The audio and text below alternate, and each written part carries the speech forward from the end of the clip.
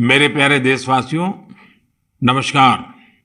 आज देश के कई हिस्सों में सूर्य उपासना का महापर्व छठ मनाया जा रहा है।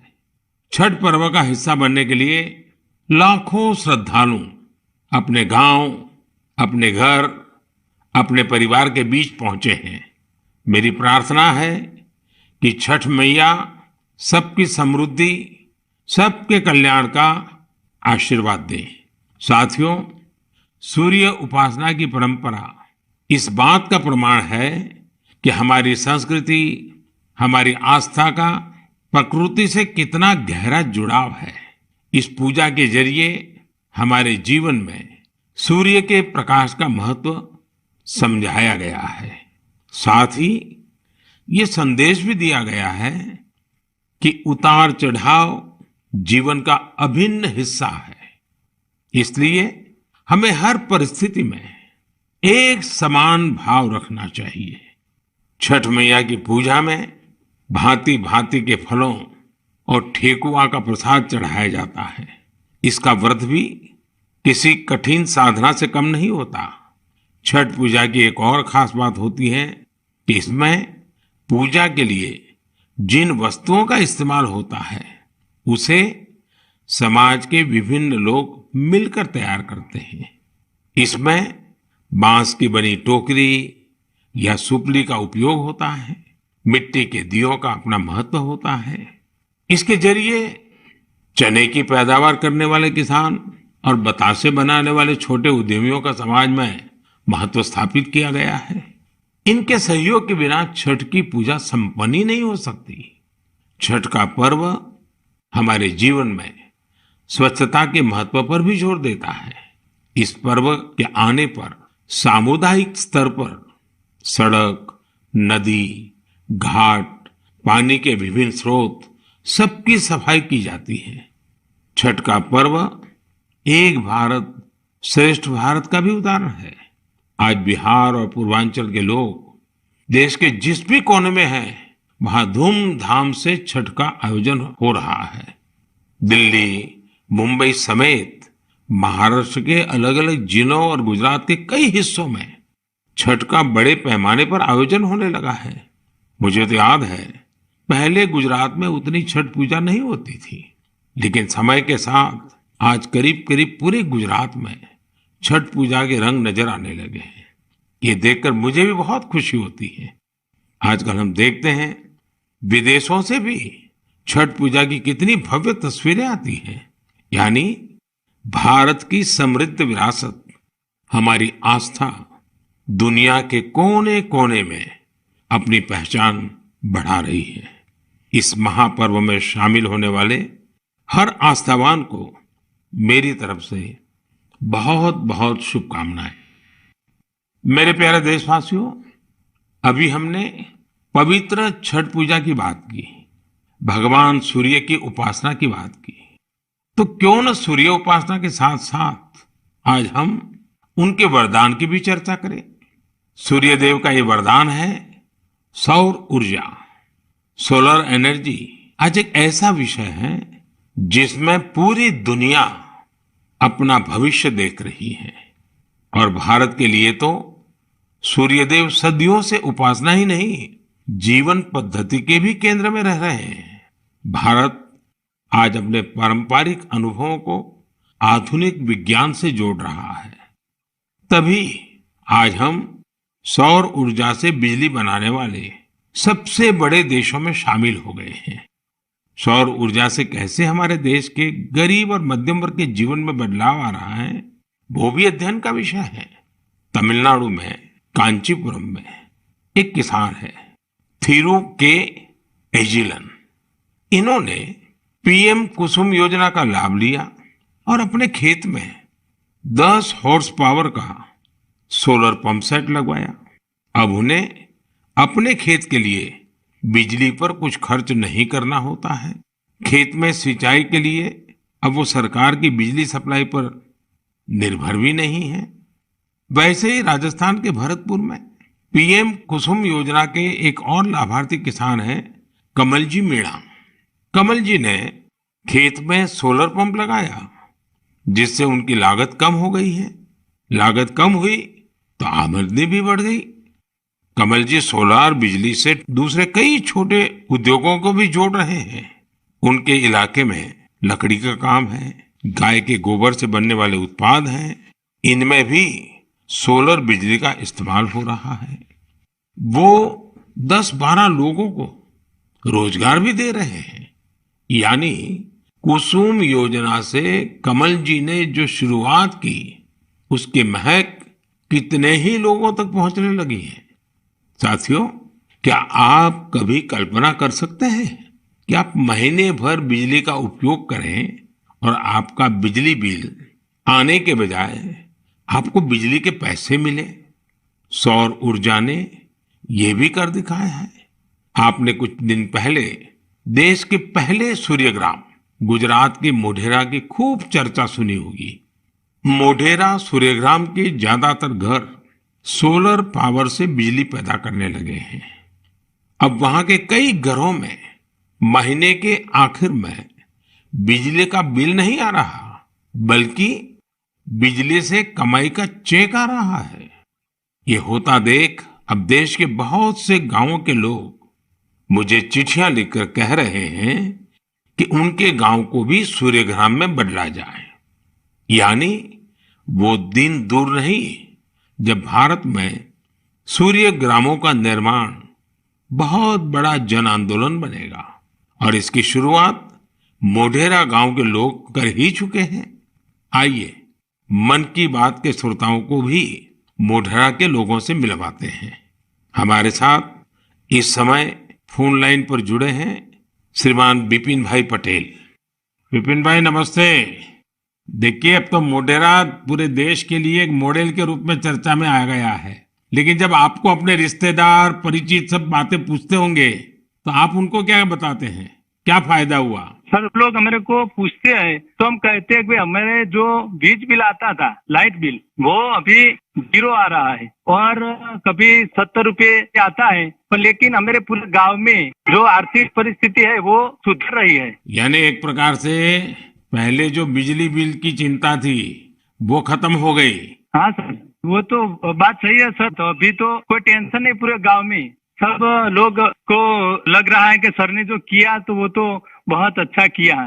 वो खुश है सर, आनंदित हो रहे हैं सब। अब अपने घर में ही खुद ही बिजली का कारखाना के मालिक बन गए। खुद का अपना घर के छत पे बिजली बन रही है। हाँ, बात सही है सर। तो क्या ये बदलाव जो आया है उसकी गांव के लोगों पे क्या असर है? सर, वो पूरे गांव के लोग वो खेती कर रहे हैं तो फिर मेरे को बिजली की जो झंझट थी तो उसमें मुक्ति हो गई है। बिजली का बिल तो भरना नहीं है, निश्चित हो गए है सर। मतलब बिजली का बिल भी गया और सुविधा बढ़ गई, झंझट भी गया सर। और सब जब आप यहाँ आए थे और तो 3D शो जो यहाँ उद्घाटन किया तो इसके बाद तो मोढेरा गांव में 4 चांद लग गए सर। और वो जो सेक्रेटरी आए थे सर, जी जी, तो वो गांव फेमस हो गया सर। या यूएन के सेक्रेटरी जनरल, उनकी खुद की इच्छा थी। उन्होंने मुझे बड़ा आग्रह किया कि भाई इतना बड़ा काम किया है तो मैं वहां जाके देखना चाहता हूँ। चलिए विपिन भाई, आपको और आपके गांव के सब लोगों को मेरी तरफ से बहुत बहुत शुभकामनाएं। और दुनिया आप में से प्रेरणा ले और ये सोलर एनर्जी का अभियान घर घर चले। ठीक है सर, हम लोगों को बताएंगे कि भाई सोलर लगवाओ, आपके पैसे से भी लगवाओ तो बहुत फायदा है। हाँ, लोगों को समझाइए। चलिए, बहुत बहुत शुभकामनाएं। धन्यवाद भैया। Thank you sir, thank you sir. मेरा जीवन धन्य हो गया आपसे बात करके। विपिन भाई का बहुत बहुत धन्यवाद। आइए अब मोढेरा गांव में वर्षा बहन से भी बात करेंगे। हेलो, नमस्ते सर। नमस्ते नमस्ते। वर्षा बहन, कैसी हैं आप? बहुत अच्छे हैं सर, आप कैसे हैं? मैं बहुत ठीक हूँ। हम धन्य हो गए सर आपसे बात करके। अच्छा वर्षा बहन, हाँ, आप मोढेरा में, आप तो एक तो फौजी परिवार से हैं। फौजी परिवार से हूँ मैं, आर्मी एक्समैन की वाइफ बोल रही हूँ सर। तो पहले हिंदुस्तान में कहाँ कहाँ जाने का मौका मिला आपको? मुझे राजस्थान में मिला, गांधीनगर में मिला, कटरा का जो जम्मू है वहाँ पर मिला मौका साथ में रहने का। बहुत सुविधा वहाँ पर मिल रही थी सर। हाँ, ये फौज में होने के कारण आप हिंदी भी बढ़िया बोल रही हो। हाँ, सीखा है सर। मुझे बताइए, मोढेरा में जो इतना बड़ा परिवर्तन आया, ये सोलर रूफटॉप प्लांट आपने लगवा दिया, जो शुरू में लोग कह रहे होंगे तब तो आपको मन में आया होगा ये क्या मतलब है, क्या कर रहे हैं, क्या होगा, ऐसे थोड़ी बिजली आती है, सब बातें हैं कि आपके मन में आई होगी। अब क्या अनुभव आ रहा है, इसका फायदा क्या हुआ है? बहुत सर, फायदा तो फायदा ही फायदा हुआ है सर। हमारे गांव में तो रोज दिवाली मनाई जाती है आपकी वजह से। 24 घंटे हमें बिजली मिल रही है, बिल तो आता ही नहीं है बिल्कुल। हमारे घर में हमें अन्य इलेक्ट्रिक सब चीजें घर में ला रखी है सर, सब यूज कर रहे हैं हम आपकी वजह से सर। बिल आता ही नहीं है तो हम फ्री माइंड से सब यूज कर सकते हैं ना। ये बात सही है, आपने बिजली का अधिकतम उपयोग करने के लिए भी मन बना लिया है। बना लिया सर, बना लिया। अभी हमें कोई दिक्कत ही नहीं है, हम फ्री माइंड से सब जो वॉशिंग मशीन है, एसी है, सब चला सकते हैं सर। और गांव के बाकी लोग भी खुश हैं इसके कारण? बहुत बहुत खुश है सर। अच्छा, ये आपके पतिदेव तो वहाँ सूर्य मंदिर में काम करते हैं, तो वहाँ वो जो लाइट शो हुआ, इतना बड़ा इवेंट हुआ और अभी दुनिया भर के मेहमान आ रहे हैं। दुनिया भर के फॉरेनर आ सकते हैं और सर आपने वर्ल्ड में प्रसिद्ध कर दिया है हमारे गांव को। तो आपके पति को अब काम बढ़ गया होगा, इतने मेहमान वहाँ मंदिर में देखने के लिए आ रहे हैं। अरे कोई बात नहीं, जितना भी काम बढ़े सर, कोई बात नहीं, इसकी हमें कोई दिक्कत नहीं है हमारे पति को। बस आप विकास करते जाओ हमारे गांव का। अब गांव का विकास तो हम सबको मिल करके करना है। हाँ हाँ सर, हम आपके साथ हैं। और मैं तो मोढेरा के लोगों का अभिनंदन करूंगा, क्योंकि गांव ने इस योजना को स्वीकार किया और उनको विश्वास हो गया कि हाँ, हम अपने घर में बिजली बना सकते हैं। 24 घंटे सर हमारे घर में बिजली आती है और हम बहुत खुश हैं। चलिए, मेरी आपको बहुत शुभकामनाएं हैं। जो पैसे बचे हैं इसका बच्चों के भलाई के लिए उपयोग कीजिए। उन पैसों का उपयोग अच्छा हो ताकि आपका जीवन को फायदा हो। मेरी आपको बहुत शुभकामनाएं और सब मोढेरा वालों को मेरे नमस्कार। साथियों, वर्षाबेन और विपिन भाई ने जो बताया है वो पूरे देश के लिए, गांवों शहरों के लिए एक प्रेरणा है। मोढेरा का ये अनुभव पूरे देश में दोहराया जा सकता है। सूर्य की शक्ति अब पैसे भी बचाएगी और आय भी बढ़ाएगी। जम्मू कश्मीर के श्रीनगर से एक साथी हैं मंजूर अहमद लईवाल। कश्मीर में सर्दियों के कारण बिजली का खर्च काफी होता है। इसी कारण मंजूर जी का बिजली का बिल भी 4,000 रुपये से ज्यादा आता था। लेकिन जब से मंजूर जी ने अपने घर पर सोलर रूफटॉप प्लांट लगवाया है, उनका खर्च आधे से भी कम हो गया है। ऐसे ही ओडिशा की एक बेटी कुन्नी देवरी सौर ऊर्जा को अपने साथ साथ दूसरी महिलाओं के रोजगार का माध्यम बना रही है। कुन्नी ओडिशा के केंदुझर जिले के करदापाल गांव में रहती है। वो आदिवासी महिलाओं को सोलर से चलने वाली रीलिंग मशीन पर सिल्क की कताई की ट्रेनिंग देती हैं। सोलर मशीन के कारण इन आदिवासी महिलाओं पर बिजली के बिल का बोझ नहीं पड़ता और उनकी आमदनी हो रही है। यही तो सूर्यदेव की सौर ऊर्जा का वरदान ही तो है। वरदान और प्रसाद तो जितना विस्तार हो उतना ही अच्छा होता है। इसलिए मेरी आप सबसे प्रार्थना है, आप भी इसमें जुड़े और दूसरों को भी जोड़े। मेरे प्यारे देशवासियों, अभी मैं आपसे सूरज की बातें कर रहा था। अब मेरा ध्यान स्पेस की तरफ जा रहा है। वो इसलिए क्योंकि हमारा देश सोलर सेक्टर के साथ ही स्पेस सेक्टर में भी कमाल कर रहा है। पूरी दुनिया आज भारत की उपलब्धियां देखकर हैरान है। इसलिए मैंने सोचा मन की बात के श्रोताओं को ये बताकर मैं उनकी भी खुशी बढ़ाऊं। साथियों, अब से कुछ दिन पहले आपने देखा होगा भारत ने एक साथ 36 सैटेलाइट्स को अंतरिक्ष में स्थापित किया है। दिवाली से ठीक एक दिन पहले मिली ये सफलता एक प्रकार से ये हमारे युवाओं की तरफ से देश को एक स्पेशल दिवाली गिफ्ट है। इस लॉन्चिंग से कश्मीर से कन्याकुमारी और कच्छ से कोहिमा तक पूरे देश में डिजिटल कनेक्टिविटी को और मजबूती मिलेगी। इसकी मदद से बेहद दूर दराज के इलाके भी देश के बाकी हिस्सों से और आसानी से जुड़ जाएंगे। देश जब आत्मनिर्भर होता है तो कैसे सफलता की नई ऊंचाई पर पहुंचता जाता है, ये इसका भी एक उदाहरण है। आपसे बात करते हुए मुझे वो पुराना समय भी याद आ रहा है जब भारत को क्रायोजेनिक रॉकेट टेक्नोलॉजी देने से मना कर दिया गया था, लेकिन भारत के वैज्ञानिकों ने ना सिर्फ स्वदेशी टेक्नोलॉजी विकसित की, बल्कि आज इसकी मदद से एक साथ दर्जनों सैटेलाइट्स अंतरिक्ष में भेज रहा है। इस लॉन्चिंग के साथ भारत ग्लोबल कॉमर्शियल मार्केट में एक मजबूत प्लेयर बनकर उभरा है। इससे अंतरिक्ष के क्षेत्र में भारत के लिए अवसरों के नए द्वार भी खुले हैं। साथियों, विकसित भारत का संकल्प लेकर चल रहा हमारा देश सबका प्रयास से ही अपने लक्ष्यों को प्राप्त कर सकता है। भारत में पहले स्पेस सेक्टर सरकारी व्यवस्थाओं के दायरे में ही सिमटा हुआ था। जब ये स्पेस सेक्टर भारत के युवाओं के लिए, भारत के प्राइवेट सेक्टर के लिए खोल दिया गया, तब से इसमें क्रांतिकारी परिवर्तन आने लगे हैं। भारतीय इंडस्ट्री और स्टार्टअप्स इस क्षेत्र में नए नए इनोवेशंस और नई नई टेक्नोलॉजी लाने में जुटे हैं। विशेषकर इन स्पेस के सहयोग से इस क्षेत्र में बड़ा बदलाव होने जा रहा है। इन स्पेस के जरिए गैर सरकारी कंपनियों को भी अपने पेलोड्स और सैटेलाइट लॉन्च करने की सुविधा मिल रही है। मैं अधिक से अधिक स्टार्टअप्स और इनोवेटर्स से आग्रह करूंगा कि वे स्पेस सेक्टर में भारत में बन रहे इन बड़े अवसरों का पूरा लाभ उठाएं।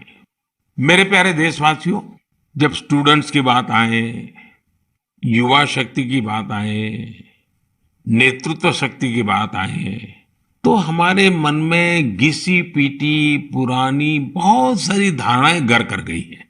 कई बार हम देखते हैं कि जब स्टूडेंट पावर की बात होती है तो इसको छात्र संघ चुनावों से जोड़कर उसका दायरा सीमित कर दिया जाता है। लेकिन स्टूडेंट पावर का दायरा बहुत बड़ा है, बहुत विशाल है। स्टूडेंट पावर भारत को पावरफुल बनाने का आधार है।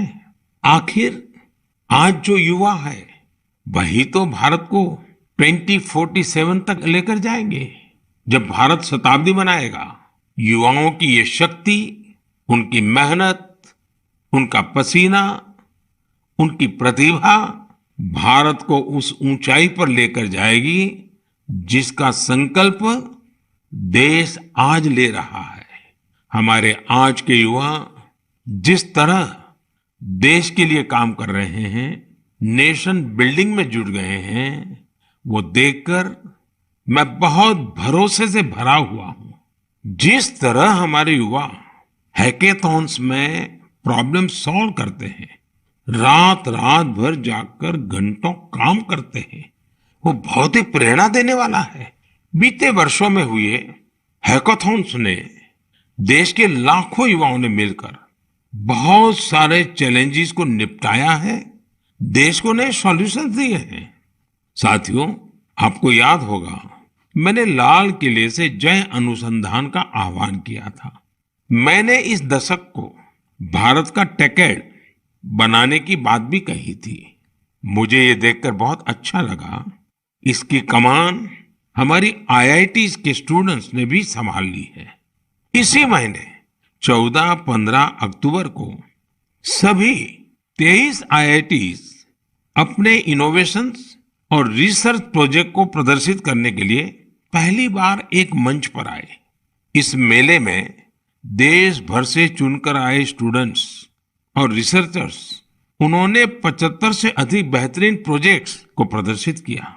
Health care, agriculture, robotics, semiconductors, 5G communications, ऐसी ढेर सारी थीम्स पर ये प्रोजेक्ट बनाए गए थे। वैसे तो ये सारे ही प्रोजेक्ट एक से बढ़कर एक थे, लेकिन मैं कुछ प्रोजेक्ट्स के बारे में आपका ध्यान आकर्षित करना चाहता हूं।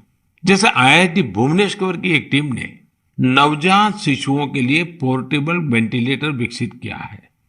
ये बैटरी से चलता है और इसका उपयोग दूर दराज के क्षेत्रों में आसानी से किया जा सकता है। ये उन बच्चों का जीवन बचाने में बहुत मददगार साबित हो सकता है जिनका जन्म तय समय से पहले हो जाता है। इलेक्ट्रिक मोबिलिटी हो, ड्रोन टेक्नोलॉजी हो, 5G हो, हमारे बहुत सारे छात्र इनसे जुड़ी नई टेक्नोलॉजी विकसित करने में जुटे हैं। कई सारी IITs मिलकर एक बहुभाषक प्रोजेक्ट पर भी काम कर रही है, जो स्थानीय भाषाओं को सीखने के तरीके को आसान बनाता है। ये प्रोजेक्ट नई राष्ट्रीय शिक्षा नीति को, उन लक्ष्यों को प्राप्ति में भी बहुत मदद करेगा। आपको ये जानकर भी अच्छा लगेगा कि IIT मद्रास और IIT कानपुर ने भारत के स्वदेशी 5G टेस्टबेड को तैयार करने में अग्रणी भूमिका निभाई है। निश्चित रूप से यह एक शानदार शुरुआत है। मुझे आशा है कि आने वाले समय में इस तरह के कई और प्रयास देखने को मिलेंगे। मुझे यह भी उम्मीद है कि IIT से प्रेरणा लेकर दूसरे इंस्टीट्यूशंस भी अनुसंधान एवं विकास से जुड़ी अपनी एक्टिविटीज में तेजी लाएंगे। मेरे प्यारे देशवासियों, पर्यावरण के प्रति संवेदनशीलता हमारे समाज के कण कण में समाहित है और इसे हम अपने चारों ओर महसूस कर सकते हैं। देश में ऐसे लोगों की कमी नहीं जो पर्यावरण की रक्षा के लिए अपना जीवन खपा देते हैं। कर्नाटका के बेंगलुरु में रहने वाले सुरेश कुमार जी से भी हम बहुत कुछ सीख सकते हैं। उनमें प्रकृति और पर्यावरण की रक्षा के लिए गजब का जुनून है। 20 साल पहले उन्होंने शहर के सहकार नगर के एक जंगल को फिर से हरा भरा करने का बीड़ा उठाया था। ये काम मुश्किलों से भरा था, लेकिन 20 साल पहले लगाए गए वो पौधे आज 40-40 फीट ऊंचे विशालकाय पेड़ बन चुके हैं। अब इनकी सुंदरता हर किसी का मन मोह लेती है। इससे वहां रहने वाले लोगों को भी बड़े गर्व की अनुभूति होती है। सुरेश कुमार जी और एक अद्भुत काम भी करते हैं। उन्होंने कन्नड़ा भाषा और संस्कृति को बढ़ावा देने के लिए सहकार नगर में एक बस शेल्टर भी बनाया है। वो सैकड़ों लोगों को कन्नड़ा में लिखी ब्रास प्लेट्स भी भेंट कर चुके हैं। इकोलॉजी और कल्चर दोनों साथ साथ आगे बढ़े और फले फूले। सोचिए, ये कितनी बड़ी बात है। साथियों, आज इको फ्रेंडली लिविंग और इको फ्रेंडली प्रोडक्ट्स को लेकर लोगों में पहले से कहीं अधिक जागरूकता दिख रही है। मुझे तमिलनाडु के एक ऐसे ही दिलचस्प प्रयास के बारे में भी जानने का मौका मिला। ये शानदार प्रयास कोयम्बटूर के अनाईकट्टी में आदिवासी महिलाओं की एक टीम का है।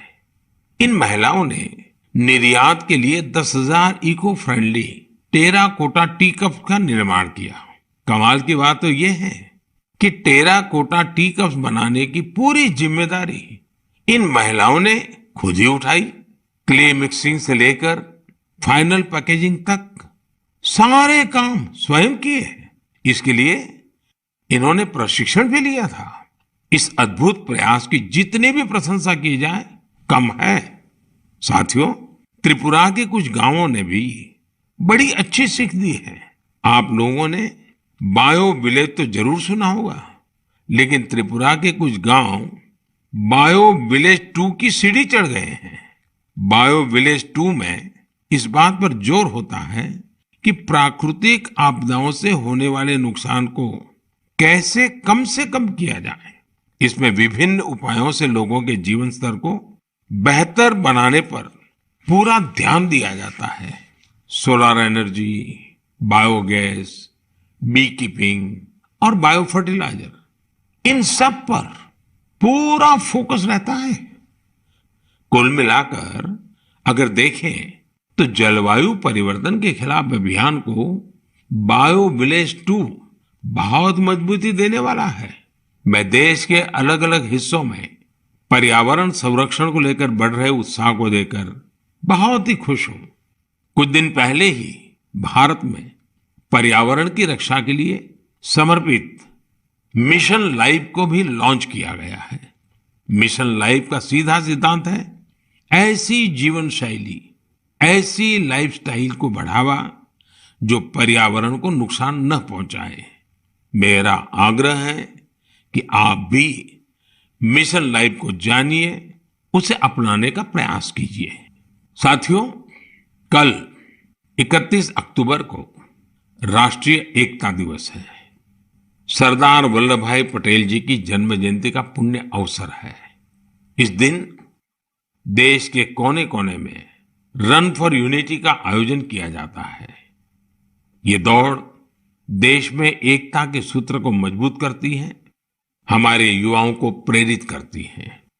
अब से कुछ दिन पहले ऐसी ही भावना हमारे राष्ट्रीय खेलों के दौरान भी देखी है। जुड़ेगा इंडिया तो जीतेगा इंडिया, इस थीम के साथ राष्ट्रीय खेलों ने जहां एकता का मजबूत संदेश दिया, वहीं भारत की खेल संस्कृति को भी बढ़ावा देने का काम किया है। आपको ये जानकर खुशी होगी कि यह भारत में राष्ट्रीय खेलों का अब तक का सबसे बड़ा आयोजन था। इसमें 36 खेलों को शामिल किया गया, जिसमें 7 नई और 2 स्वदेशी स्पर्धा योगासन और मलखंब भी शामिल रही। गोल्ड मेडल जीतने में सबसे आगे जो 3 टीमें रही, वे हैं सर्विसेज की टीम, महाराष्ट्र और हरियाणा की टीम। इन खेलों में 6 नेशनल रिकॉर्ड्स और करीब करीब 60 नेशनल गेम्स रिकॉर्ड्स भी बने। मैं पदक जीतने वाले, नए रिकॉर्ड बनाने वाले, इस खेल प्रतियोगिता में हिस्सा लेने वाले सभी खिलाड़ियों को बहुत बहुत बधाई देता हूं। मैं इन खिलाड़ियों के सुनहरे भविष्य की कामना भी करता हूं। साथियों, मैं उन सभी लोगों की भी हृदय से प्रशंसा करना चाहता हूं जिन्होंने गुजरात में हुए राष्ट्रीय खेलों के सफल आयोजन में अपना योगदान दिया। आपने देखा है कि गुजरात में तो राष्ट्रीय खेल नवरात्रि के दौरान हुए। इन खेलों के आयोजन से पहले एक बार तो मेरे मन में भी आया कि इस समय तो पूरा गुजरात इन उत्सवों में जुटा होता है, तो लोग इन खेलों का आनंद कैसे ले पाएंगे। इतनी बड़ी व्यवस्था और दूसरी तरफ नवरात्रि के गरबा वगैरह का इंतजाम, ये सारे काम गुजरात एक साथ कैसे कर लेगा। लेकिन गुजरात के लोगों ने अपने आतिथ्य सत्कार से सभी मेहमानों को खुश कर दिया। अहमदाबाद में नेशनल गेम्स के दौरान जिस तरह कला, खेल और संस्कृति का संगम हुआ, वह उल्लास से भर देने वाला था। खिलाड़ी भी दिन में जहां खेल में हिस्सा लेते थे, वहीं शाम को वे गरबा और डांडिया के रंग में डूब जाते थे। उन्होंने गुजराती खाना और नवरात्रि की तस्वीरें भी सोशल मीडिया पर खूब शेयर की। यह देखना हम सभी के लिए बहुत ही आनंददायक था। आखिरकार इस तरह के खेलों से भारत की विविध संस्कृतियों के बारे में भी पता चलता है। ये एक भारत श्रेष्ठ भारत की भावना को भी उतना ही मजबूत करते हैं। मेरे प्यारे देशवासियों, नवंबर महीने में 15 तारीख को हमारा देश जनजातीय गौरव दिवस मनाएगा। आपको याद होगा, देश ने पिछले साल भगवान बिरसा मुंडा की जन्म जयंती के दिन आदिवासी विरासत और गौरव को सेलिब्रेट करने के लिए ये शुरुआत की थी। भगवान बिरसा मुंडा ने अपने छोटे से जीवन काल में अंग्रेजी हुकूमत के खिलाफ लाखों लोगों को एकजुट कर दिया था। उन्होंने भारत की आजादी और आदिवासी संस्कृति की रक्षा के लिए अपना जीवन बलिदान कर दिया था। ऐसा कितना कुछ है जो हम धरती आबा बिरसा मुंडा से सीख सकते हैं। साथियों, जब धरती आबा बिरसा मुंडा की बात आती है, छोटे से उनके जीवन काल की तरफ नजर करते हैं, आज भी हम उसमें से बहुत कुछ सीख सकते हैं। और धरती आबा ने तो कहा था, ये धरती हमारी है, हम इसके रक्षक हैं। उनके इस वाक्य में मातृभूमि के लिए कर्तव्य भावना भी है और पर्यावरण के लिए हमारे कर्तव्यों का एहसास भी है। उन्होंने हमेशा इस बात पर जोर दिया था कि हमें हमारी आदिवासी संस्कृति को भूलना नहीं है, उससे रत्ती भर भी दूर नहीं जाना है। आज भी हम देश के आदिवासी समाजों से प्रकृति और पर्यावरण को लेकर बहुत कुछ सीख सकते हैं। साथियों, पिछले साल भगवान बिरसा मुंडा की जयंती के अवसर पर मुझे रांची के भगवान बिरसा मुंडा म्यूजियम के उद्घाटन का सौभाग्य प्राप्त हुआ था। मैं युवाओं से आग्रह करना चाहूंगा कि उन्हें जब भी समय मिले वे इसे देखने जरूर जाएं। मैं आपको ये भी बताना चाहता हूं कि 1 नवंबर यानी परसों मैं गुजरात राजस्थान के बॉर्डर पर मौजूदा मानगढ़ में रहूंगा। भारत के स्वतंत्रता संग्राम और हमारी समृद्ध आदिवासी विरासत में मानगढ़ का बहुत ही विशिष्ट स्थान रहा है। यहाँ पर नवंबर 1913 में एक भयानक नरसंहार हुआ था, जिसमें अंग्रेजों ने स्थानीय आदिवासियों की निर्ममता पूर्वक हत्या कर दी थी। बताया जाता है कि इस नरसंहार में 1000 से अधिक आदिवासियों को अपनी जान गंवानी पड़ी थी। इस जनजातीय आंदोलन का नेतृत्व गोविंद गुरु जी ने किया था, जिनका जीवन हर किसी को प्रेरित करने वाला है। आज मैं उन सभी आदिवासी शहीदों और गोविंद गुरु जी के अदम्य साहस और शौर्य को नमन करता हूं। हम इस अमृत काल में भगवान बिरसा मुंडा, गोविंद गुरु और अन्य स्वतंत्र सेनानियों के आदर्शों का जितनी निष्ठा से पालन करेंगे, हमारा देश उतनी ही ऊंचाइयों को छुएगा। मेरे प्यारे देशवासियों, आने वाली 8 नवंबर को गुरुपुरब है। गुरु नानक जी का प्रकाश पर्व जितना हमारी आस्था के लिए महत्वपूर्ण है, उतना ही हमें इससे सीखने को भी मिलता है। गुरु नानक देव जी ने अपने पूरे जीवन मानवता के लिए प्रकाश फैलाया। पिछले कुछ वर्षों में देश ने गुरुओं के प्रकाश को जन जन तक पहुंचाने के लिए अनेकों प्रयास किए हैं। हमें गुरु नानक देव जी का 550वां प्रकाश पर्व देश और विदेश में व्यापक स्तर पर मनाने का सौभाग्य मिला था। दशकों के इंतजार के बाद करतारपुर साहिब कॉरिडोर का निर्माण होना भी उतना ही सुखद है। कुछ दिन पहले ही मुझे हेमकुंड साहिब के लिए रोपवे के शिलान्यास का भी सौभाग्य मिला है। हमें हमारे गुरुओं के विचारों से लगातार सीखना है, उनके लिए समर्पित रहना है। इसी दिन कार्तिक पूर्णिमा का भी है। इस दिन हम तीर्थों में, नदियों में स्नान करते हैं, सेवा और दान करते हैं। मैं आप सभी को इन पर्वों की हार्दिक बधाई देता हूं। आने वाले दिनों में कई राज्य अपने राज्य दिवस भी मनाएंगे। आंध्र प्रदेश अपना स्थापना दिवस मनाएगा, केरला पिरावी मनाया जाएगा, कर्नाटका राज्योत्सव मनाया जाएगा। इसी तरह मध्य प्रदेश, छत्तीसगढ़ और हरियाणा भी अपने राज्य दिवस मनाएंगे। मैं इन सभी राज्यों के लोगों को शुभकामनाएं देता हूं।